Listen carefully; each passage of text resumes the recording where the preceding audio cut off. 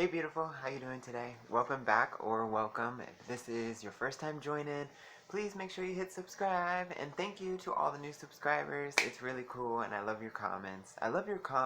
And I try to answer as many, questions as I can with videos, like respond in videos when you guys ask me about certain things. I love it. It's really cool actually because I've been wanting to talk about this since I was in there because it just blew my mind that this is actually the reality. Like, side little tangent real quick.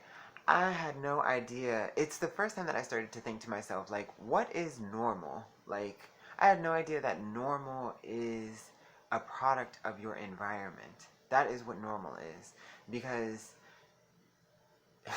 you could be in a crazy ass place where what is normal is crazy ass shit, and that is actually normal, and it just blew my mind. Like, but so I'm happy that I'm finally here talking to you about it, and that there are people, you know curious of what I'm saying, and actually like responding, and asking questions, and it's just really cool. Now, this video, I never had, that was a long intro, so I apologize. But this video, I don't know what took me so long actually to make this video, because I feel like I should have made this a really long time ago. The hardest part about being in prison, there is three things that I want to say. It's these three things that is the hardest part about being gay, about being gay in prison. There's three things that is the hardest part about being gay in prison. And it is the same for every single person. I don't even care if you love men, if you're a gay guy. I've seen comments on my channel where people, and I believe these people when they say this, where they're like, oh my gosh, I would thrive in that environment. Like, oh my, that sounds like a paradise. One man's hell is another gay man's paradise. And I believe those comments. I can see where people would think like that. I myself considers myself to be a little dick crazy, a little bit of a sex addict at times. I love the male anatomy. I like the body of a man, like head to toe, front and back. I really just was born to just desire the same sex as me. The same gender. But nevertheless, being in prison, it really breaks a gay person down over time because of three things. The first one being that your only value is sex. Your only worth is sex. That is the only thing that makes you special. That is the only thing that people care about when talking to you, interacting with you, getting to know you, giving you any attention, helping you out, becoming friendly with you, speaking to you, anything. It is always behind the motivation of trying to get sex from you. Always in prison. Every single time. It doesn't matter anything else except for the fact that you're gay, so they want sex from you. That is your only value, your only worth. And it really used to break me down sometimes.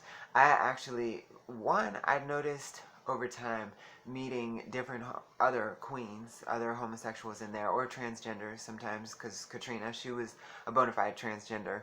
And I noticed two qualities, that were common amongst all the queens. They had crazy mood swings. Like, they could be very friendly and then vicious to you, or cold to you, or betray you, or just, angry. Just crazy mood swings and highs and lows, like coming and going, almost to the point of, I guess you might call it bipolar or something like that. But it comes from built up anger and resentment and frustration. I think that that a lot of queens would have these kinds of emotions, these sort of hard left and right type of mood swings. And I myself started having mood swings like that myself over time. There would be days where I would try to look at it all like very entertaining. Like, it's like, oh, these idiot guys, they just jump through hoops trying to get, get in hopes that I'll service them or give them some kind of attention. They just look so foolish. It's just so entertaining. But then there would be days that I would be pissed off and frustrated over it, because it's like, no matter how wise I might be or how good of a listener I might be, trying to give advice, or smart, there's some things that I am knowledgeable about, or just can carry on good conversation, no matter how nice my personality might be, or funny, or anything like that, or just I might be resourceful in a way, or in certain situations, or none of that mattered. At the end of the day, my only value always was sex, always. And the other result of this that I've noticed, a personality trait that I've noticed, I said that a common thing that I've noticed with homosexuals is they'll have the crazy mood swings, or they would have like split personalities sometimes. Katrina was the number one person that I noticed that she did have like a split personality. She really had like different personalities. Me, I don't think that I developed split personalities, but I did develop like a identity, like security type of thing, like a safety net with a character, like a fake identity, kind of, where with the guys I knew that I wasn't myself. I would put on like a character. I decided to become Lucky, I guess you could say. And Lucky is like this girly, woman that, it was just like a safety type of thing, like just a way to protect my real personality, my real feelings. It was just, but it wasn't quite like a split personality type of thing. But yeah, that is the first thing that is really hard for any gay guy that is locked up in prison, is no matter what, your identity, your value, your worth is always only sex. That's it. It's another reason actually that I didn't pick up any hustles, because I was initially trying to learn a hustle. Maybe I could do like store boxing, or I had a queen trying to teach me to do sewing. I did even think about like ironing clothes at one point, or something, doing coffee shots, like selling, like I would buy coffee and I could, bag up little shots of coffee and sell that or something. But as I realized that guys would use that as an opportunity to try to make a pass at me, because now they have a reason to speak to me, because I'm the one who's going to be ironing clothes or selling shots of coffee or something like that.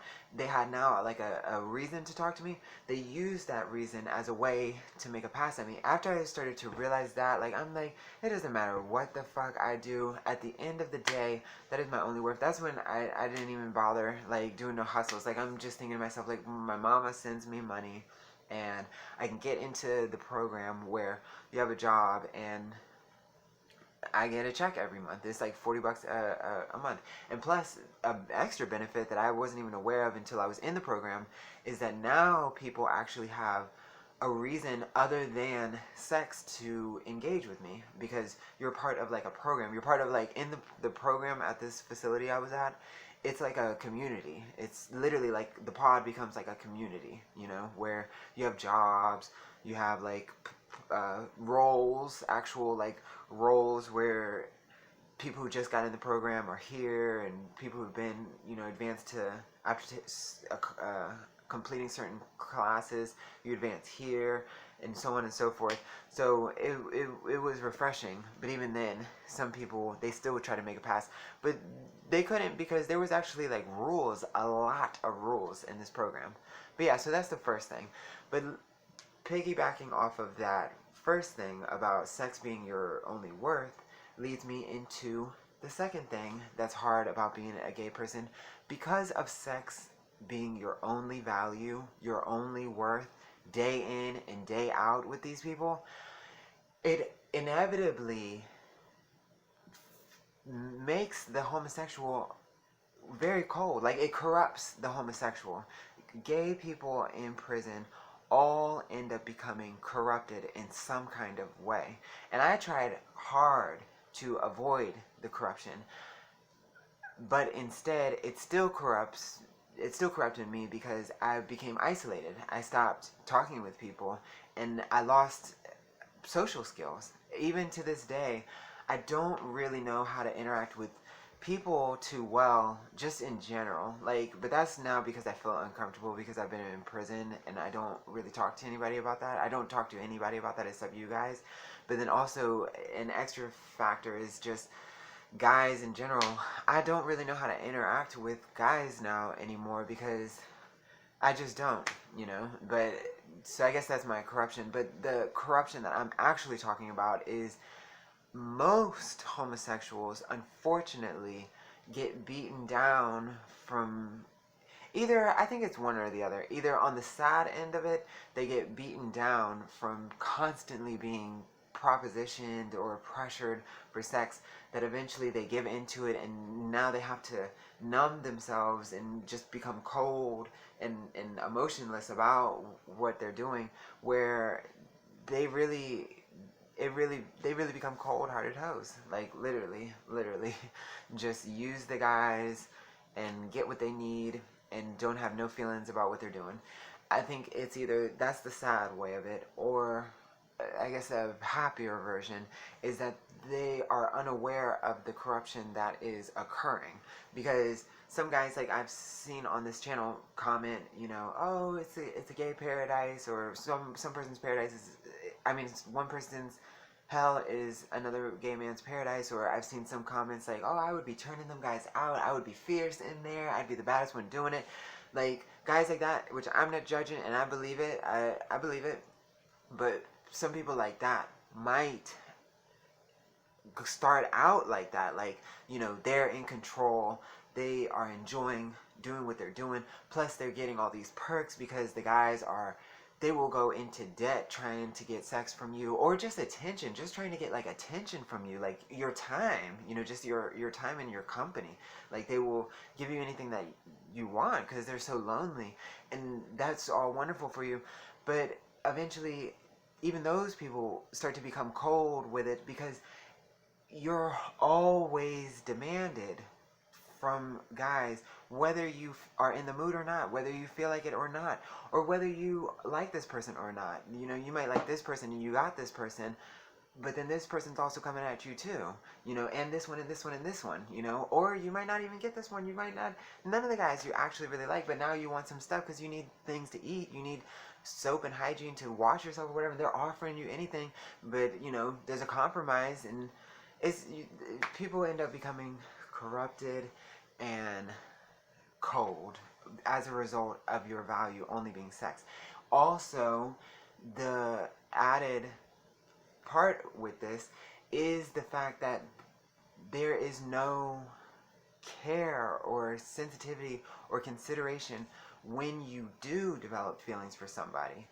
If you are in love with a man and you're in the cell with this man and y'all really actually develop a real love, but then something happens where you get moved out of the cell, or he gets moved out of the cell, y'all are separated because the guy gets sent to a different prison, or God only knows. There's all kinds of reasons why people can be separated in prison, and somebody else is moved into your cell, or you're moved into somebody else's cell.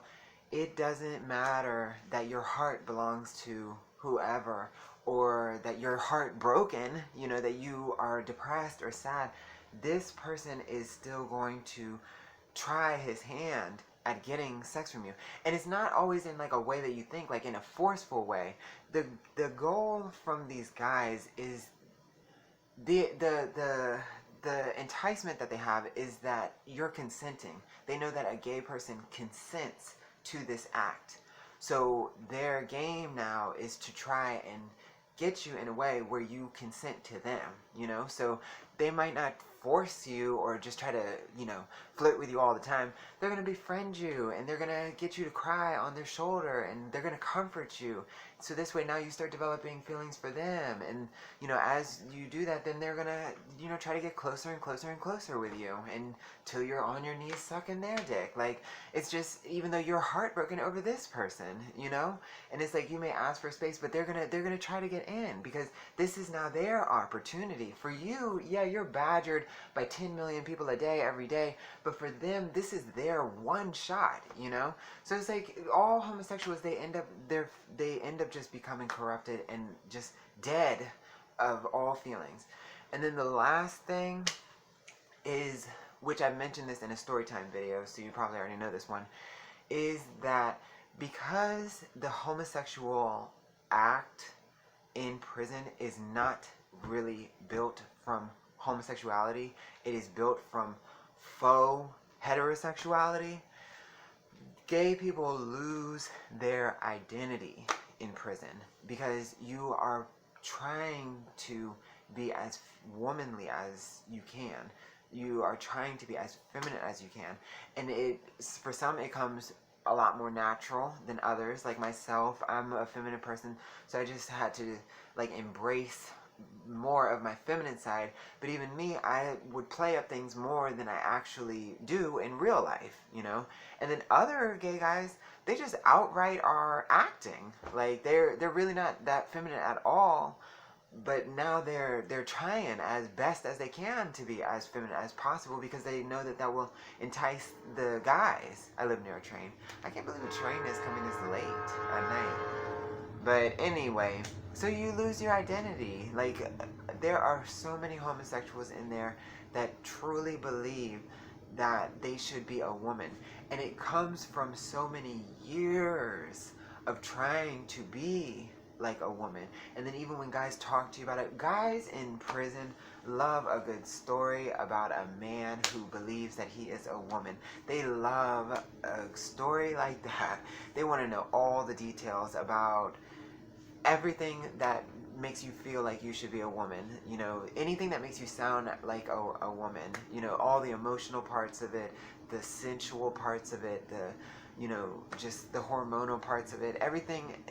They love a good story like that. But over time of you telling something that maybe you're just playing around, or maybe you've considered it, but it's just something that you possibly questioned or wondered about, over time you really start to believe it your damn self. Like, there are so many people that I've met where they really actually feel this way, but as I would get to know them, I would realize that they are compromised. They don't actually feel that way because they're not allowed to embrace the manly parts of their personality. They're just not allowed, But if they were allowed, then they wouldn't do this. Or I've noticed just because of certain things, when they'll commit to it, but then they backpedal, like taking hormones, and then they start to see their body change, and it freaks them out, and they're like, oh my gosh, it was just too much, and I just couldn't do it, So now I allow my chest to grow hair on it, and I only shave whenever I'm getting with somebody. Like, how does that make any sense? What man who wants to be a woman would do that? But it's like, it's a loss of identity. So those three things, and it happens to every single homosexual that is locked up in prison, at least in the US, those are the three things that are the hardest part about being a gay guy in prison. And I don't know what has taken me so long to make this video, but I am very glad that I did, honey, because that is the truth, okay? That is the truth for I am right now speaking for every homosexual locked up in prison right now. They are experiencing this, on their way to experiencing this, or have already, they are already now the result of all of this. But that is the case for every single homosexual. Yeah. But that's my video, and I hope you liked it. Hopefully it wasn't too heavy, and I hope that you're being safe, and I love you guys. Don't forget to subscribe, like the video if you liked it, leave a comment. I love your comments, and I will talk to you later. Bye, you guys. Bye.